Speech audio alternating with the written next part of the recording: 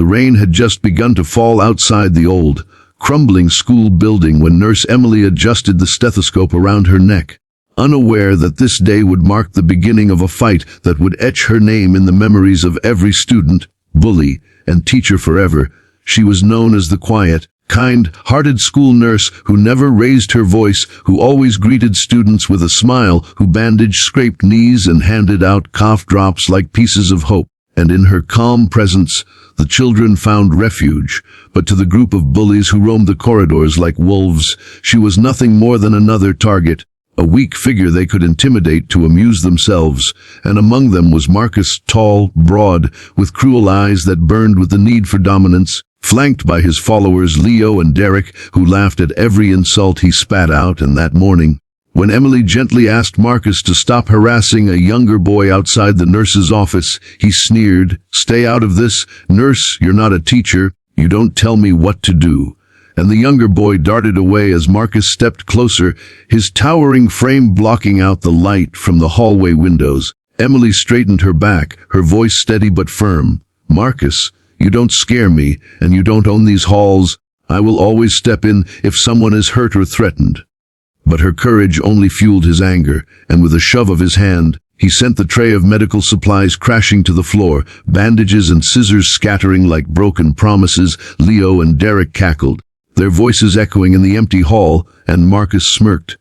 "You're just a nurse, you belong on the ground," before suddenly pushing Emily hard against the wall, her head striking the wooden cabinet behind her. Pain shot through her skull as she stumbled, and with another shove, she crashed to the ground, the cold tiles biting into her palms, her glasses slipping from her face. But as she tried to rise, Marcus kicked the chair beside her, its wooden legs splintering under his strength, the sharp crack of wood echoing, and he laughed, "Stay down where you belong." But something changed in that moment, something deep inside Emily that had been silent for too long. The quiet dignity she always carried transformed into a fire that burned hotter than fear. And though her vision blurred, her hand wrapped around the broken chair leg lying inches from her side, the wood jagged and rough. She gripped it tightly, her breath steadying as she slowly pushed herself to her feet, blood trickling from her lip, but her eyes glowing with a steel Marcus had never seen before. "You think I'm weak because I help people?" she said, her voice low, dangerous. "No, Marcus. That's what makes me stronger than you'll ever be." And the laughter of his followers faltered as they saw her stance, saw the way she wielded that chair leg not like a victim, but like a warrior, her figure silhouetted against the dim hallway light, the rain outside thrashing against the windows like a war drum. Marcus blinked, unsure for the first time. You wouldn't dare," he muttered.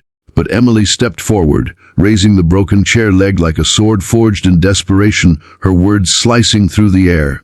"You knocked me down, but you'll never keep me there." And in that heartbeat, the hall no longer belonged to the bullies, it belonged to her, to the nurse who had spent years healing others and had finally chosen to fight back. And as the tension crackled like lightning, every corner of the school seemed to hold its breath, waiting for what she would do next. Marcus's smirk wavered as Nurse Emily stood firm, with the broken chair leg clutched in her hands, her breathing steady despite the sting in her ribs, and for the first time the power in his eyes faltered. Because he was used to fear, he was used to silence. But what stood before him now was neither fear nor silence. It was defiance, pure and unshaken, the kind he had never faced before. Leo shifted uneasily, whispering, "Marcus, maybe we should just go." But Marcus growled, "Shut up, she's bluffing," and stepped forward with fists clenched. Yet Emily did not back away. She raised the jagged wood, the glint of courage sharper than any weapon, her voice ringing down the hall. "Every time you hurt someone, every time you think you can own this school, you forget one thing.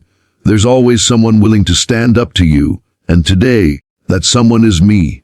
And with a sudden surge of energy, she swung the chair leg through the air with such force that it cracked against the locker beside Marcus, splintering wood and sending a boom echoing through the hallway like thunder. The shock made the bullies flinch, their bravado crumbling. But Marcus's pride refused to let him retreat. He lunged forward, grabbing for her arm, but Emily twisted, shoving the sharp end of the broken wood against his chest.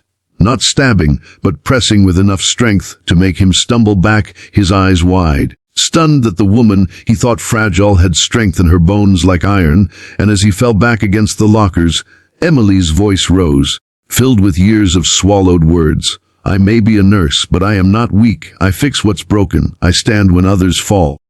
And I will not let you break another child in this school again. Her words cut deeper than the jagged wood ever could, and for the first time Marcus felt the weight of shame, his face flushing as students began to gather at the ends of the hallway, watching the scene unfold with silent awe. The whispers spreading like wildfire. The nurse is fighting back. She stood up to Marcus. Their voices were soft but growing, and Marcus's mask of dominance began to shatter. Derek muttered nervously, "We should get out of here, man." But Marcus roared, more to drown his own fear than to intimidate her. "No nurse tells me what to do." And he swung his arm wildly, trying to knock the weapon away, but Emily dodged. Years of calm patience turning into sharp reflexes, and with one swift motion she drove her knee into his side, sending him staggering again. The crowd gasped, never having seen Marcus so outmatched, and Emily, gripping the chair leg high above her head, shouted, "This ends now," before slamming it down, not on him, but on the floor, the wood cracking further, the sound reverberating like the crash of a gavel. Judgment passed, power shifted, the symbol of control now hers. Marcus, humiliated and breathless, scrambled to his feet, his arrogance crumbling under the weight of her stare, and for once he had no words, only silence. As he turned and stormed away, Leo and Derek trailing behind, their loyalty shaken, their laughter dead, the students erupted in cheers, their voices filling the hallway. Not because they had seen violence, but because they had seen courage, the kind that sparks revolutions. And as Emily stood there, shoulders rising and falling with the weight of her heartbeat, she realized her fight wasn't just against 3 bullies. It was against the idea that kindness equals weakness, and in proving herself strong, she had lit a fire in every frightened student who had ever felt small, a fire that whispered, "You can rise too." And though her hands trembled as she lowered the shattered chair leg, her spirit burned steady, unbroken, and when the principal finally arrived, his eyes wide at the sight of the crowd and the broken wood, Emily simply said, "It's over, but it won't be unless we start standing up together." Her words etched into the air like scripture, and as the students nodded inspired, she knew this day would not just be remembered, it would be retold, it would become legend in the halls of the school. The day the nurse stood, the day fear fell, and as the rain outside finally stopped, sunlight breaking through the clouds, Emily wiped the blood from her lip, her voice calm once more.